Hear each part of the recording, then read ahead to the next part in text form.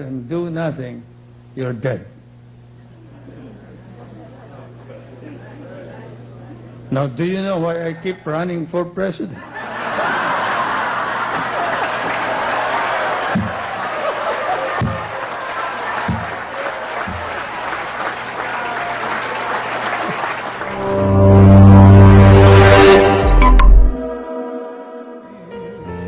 May destroy and pour,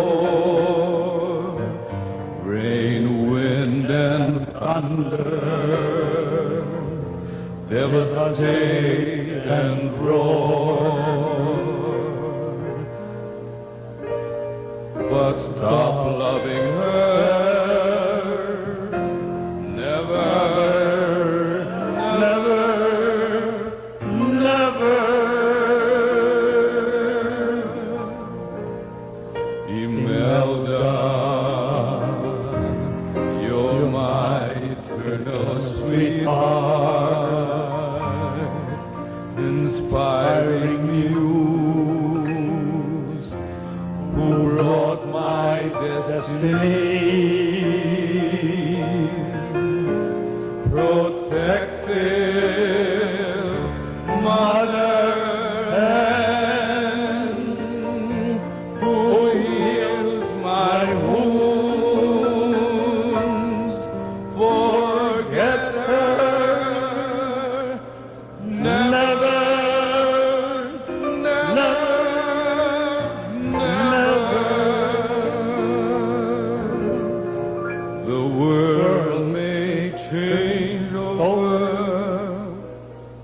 And I am I, who shall always seek the stars,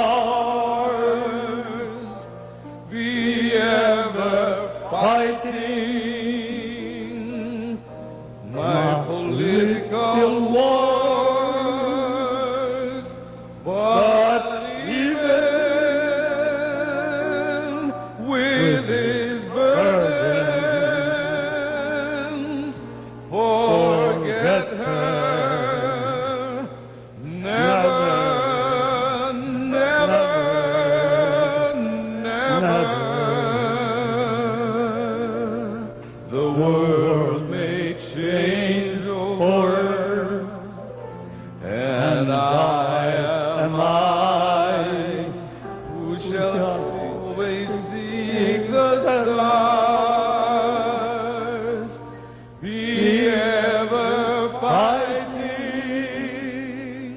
my political wars, but even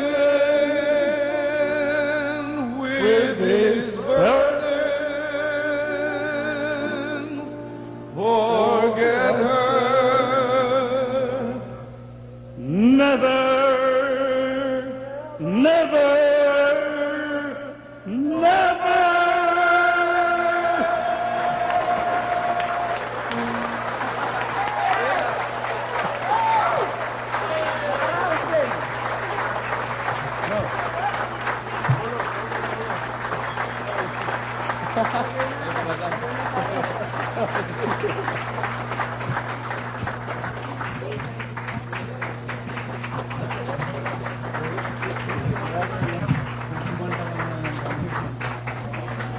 Let me say the parting word from this festive evening, which incidentally is no longer the birthday of the First Lady.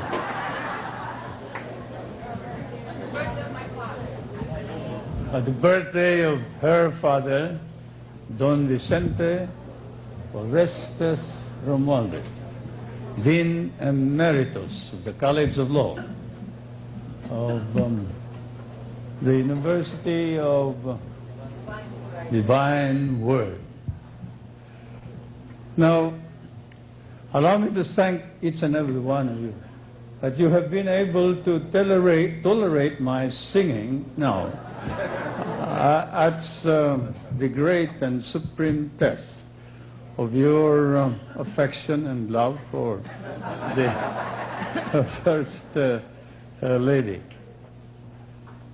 There is no date more sacred to me, of course, than the 2nd of July every year. No occasion as personally enjoyable as a celebration of the birthday of the First Lady. But while glad of this opportunity to join with you in drinking to her health and success, I must also confess that in recent years I've been a little anxious whenever the 2nd of July draws near.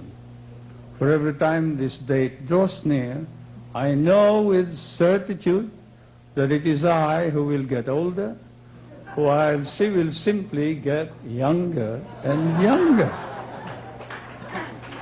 Of course, you have heard of Ponce de Leon, who is said to have scoured the wilds of America to find the fountain of youth and failed.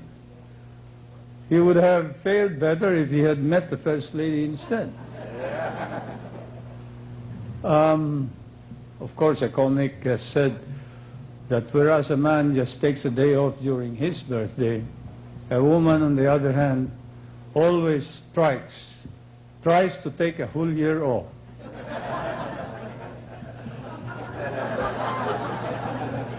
You remember on our wedding anniversary, I quoted the story of Henry Ford, the senior, who on his golden wedding anniversary was asked, "What is your secret of an enduring and happy wedded life?" His answer was simple. It's the answer of an auto or car maker. And what is that? Stick to one model.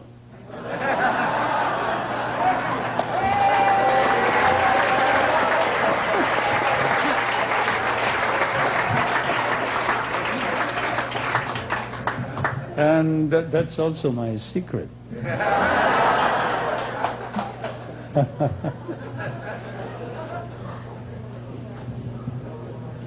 Anyway,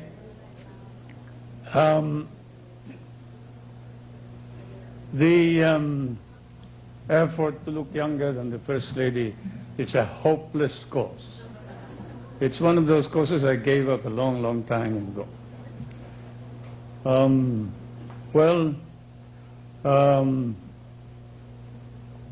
I don't know what she does, but whatever it is, she is obviously succeeding, and succeeding, alas, at my expense.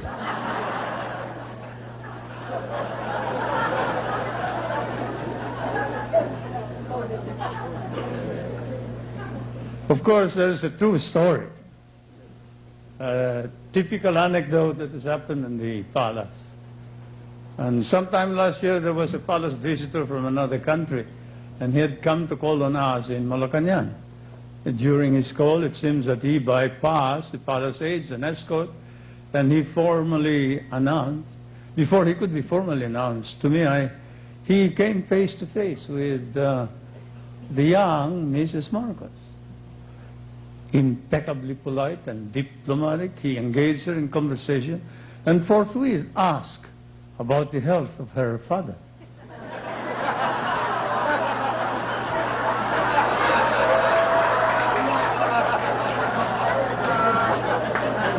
Meaning again, alas, the health of the president. You can imagine his chagrin, my mild embarrassment, and Imelda's amusement when I walked into the room and said, "I see that you have met my wife." And astonishing as this event may seem, it has happened quite often. I've sometimes wondered whether the irrational humors about my health are due to the contrast Imelda and I present in public. Me dutifully looking my age, and she defiantly turning back the clock. What is the secret of it all? No one knows.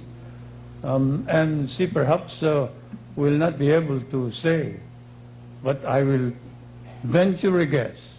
I think perhaps it's the energy she burns every day to do the many things that are her passion and obsession. It has to do with satisfaction, a sense of fulfillment. She derives from her service to others and from the innumerable projects for people and country.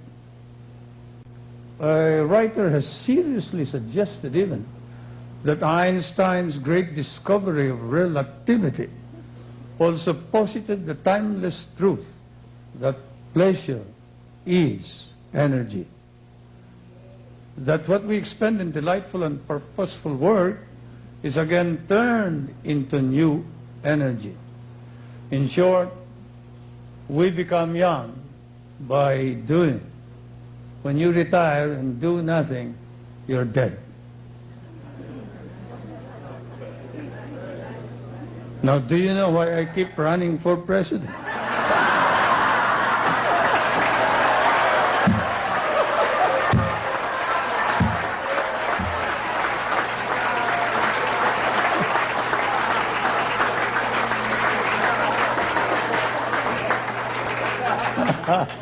I finally drove my point. I think I should stop.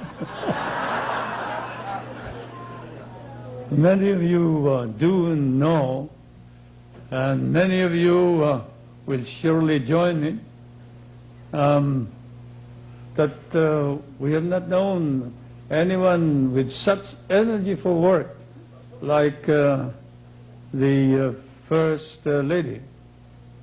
This woman whom I am proud and privileged to claim as my wife.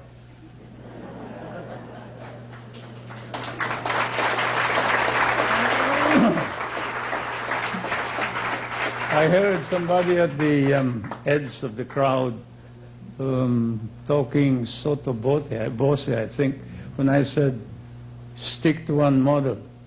And he said, yes, if it's Imelda. Now, a poet, let me close with the poet's two lines, who said, all other goods by fortune's hand are given. A wife is the peculiar gift of heaven. Shall I say that all over again? Most goods by fortune's hand is given. A wife is a gift from heaven.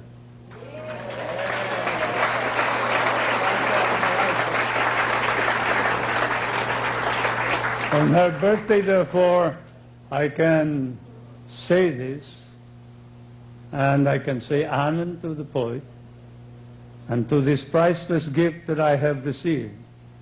Let me now say, happy birthday, Imelda. Thank you.